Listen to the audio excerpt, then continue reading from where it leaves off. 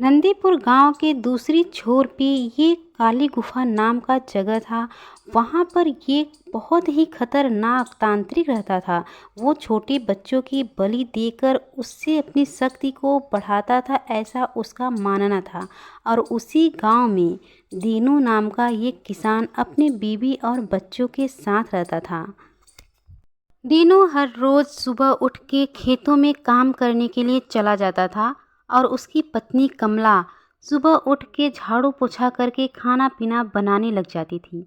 एक दिन कमला खाना पीना बना के अपने बच्चे रामू को रेडी करके स्कूल भेजते हुए कहती है, बेटा अच्छे से टिफ़िन करना और मन लगा के पढ़ाई करना।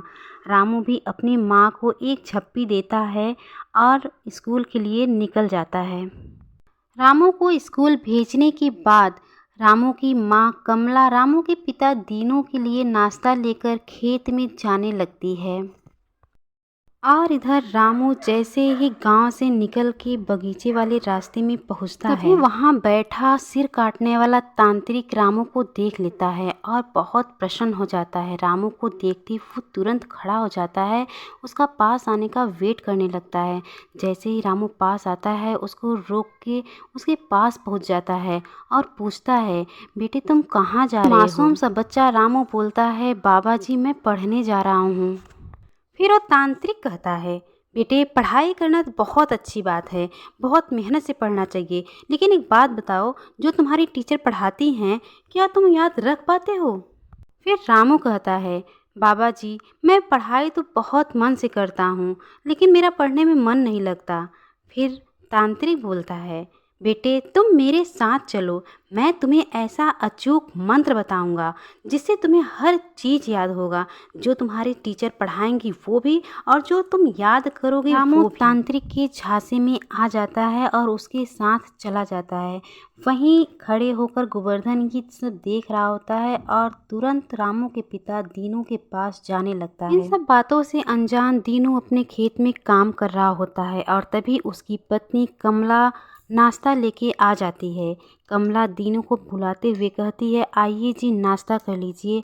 दीनू भी खेत से आने लगता है। खेत से आते ही दीनू पहले अपने बेटे रामू के बारे में पूछता है। रामू स्कूल गया, रामू नाश्ता किया, रामू को टिफ़िन दी। फिर कमला कहती है, हाँ जी मैं रामू को रेडी भी कर दी, नाश्ता भी किया और टिफ़िन भी दे दी हूँ। अब आप भी बैठिए और नाश्ता कर लीजिए। फिर दोनों बैठ जाते हैं।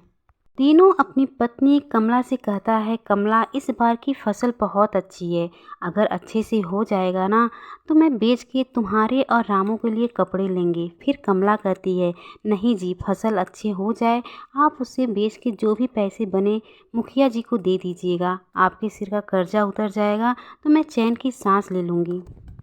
बिमला फिर कहती है, मुखिया जी के पैसे देने के बाद जो पैसे बचेंगे उसे आप रामू का फीस जमा कर दीजिएगा। बिमला और दीनू बात कर ही रहे होते हैं, तभी वहाँ पर गोवर्धन चिल्लाते हुए घबराए हुए आता है। गोवर्धन को घबराया देख दीनू खड़ा हो जाता है और पूछता है, क्या बात है गोवर्धन, ऐसे तुम क्यों घबराए हुए हो?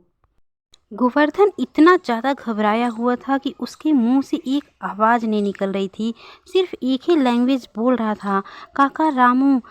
रामू का नाम सुनते ही कमला घबरा जाती है और कहती है, क्या बात है गोवर्धन, क्या हुआ रामू को?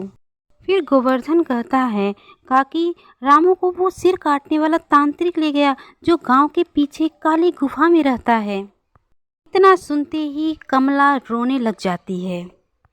कमला को रोते देख दीनू कहता है, कमला रो नहीं, हम अपने बेटे को कुछ नहीं होने देंगे। फिर कमला कहती है, मैंने सुना है वो तांत्रिक बहुत ही खतरनाक है, वो छोटे बच्चों को ले जाके उसकी बलि देता है। वो अपने पड़ोसी गांव का एक बच्चा खो गया, अभी तक नहीं मिला है, कहीं मेरा रामू भी। इतना कह के वो फिर रोने लग जाती है। फिर दीनू कहता है, कमला तुम घबराओ नहीं, जिंदगी लेना और देना दोनों भगवान के हाथ में होता है, हम अपने बच्चे को कुछ नहीं होने देंगे और उस तांत्रिक को तो मैं छोड़ूंगा नहीं। फिर गोवर्धन से कहता है, गोवर्धन तुम मुझे उस तांत्रिक के पास ले चलो। तीनों काली गुफा की तरफ जाने लगते हैं। इधर तांत्रिक रामू को लेके काली गुफा पहुंच जाता है। रामू काली गुफा पहुँचते ही इधर उधर देखने लग जाता है। वो देखता है यहाँ पूजा पाठ वाला ऐसा कोई चीज़ ही नहीं है। फिर बाबा से कहता है, बाबा यहाँ पे तो पूजा पाठ वाला कोई चीज़ ही नहीं, आप मुझे जल्दी से मंत्र दे दीजिए, मुझे स्कूल के लिए लेट हो रहा है।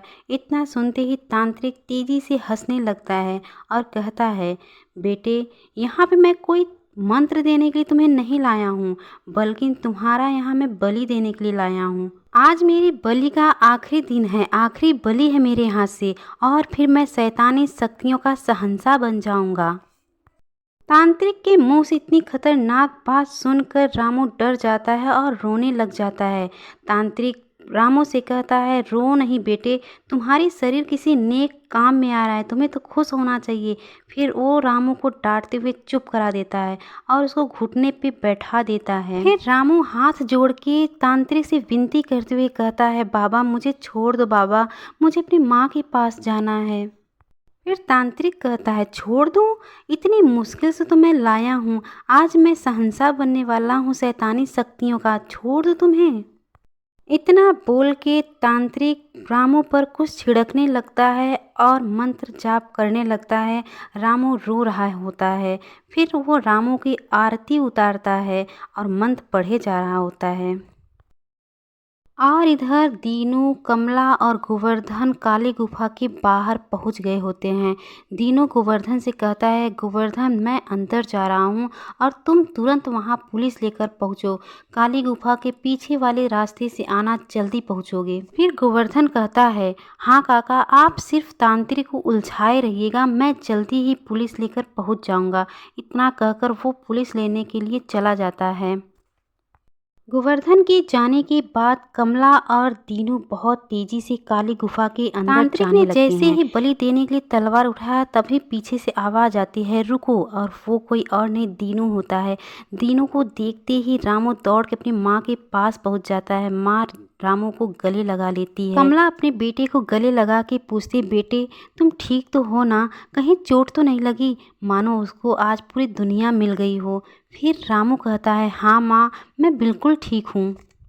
फिर दीनू कहता है, कमला तुम रामू को लेके जाओ, मैं इस तांत्रिक उसका सही जगह दिखा के आता हूँ। जैसे ही कमला रामू को लेके जाने लगती है, मौका पाके तांत्रिक भागने लगता है, लेकिन दीनू दौड़ा के उसको पकड़ लेता है और तांत्रिक से कहता है, तांत्रिक महाराज कहाँ जा रहे हो? अभी आपके स्वागत के लिए मैंने किसी को बुलाया है। तभी वहाँ गोवर्धन पुलिस लेके पहुँच जाता है। फिर वो पुलिस तांत्रिक से कहता है, तुम जैसे की वजह से कितनों के घर का चिराग बुझ जाता है, अगर करना ही है तो कुछ अच्छा काम करो, मन में भगवान के प्रति भावना जागृत करो, अंधविश्वास फैला के क्या हासिल करना चाहते हो? अब तुम मेरे साथ जेल में चलो। और फिर तांत्रिक को जेल में लेके चला जाता है।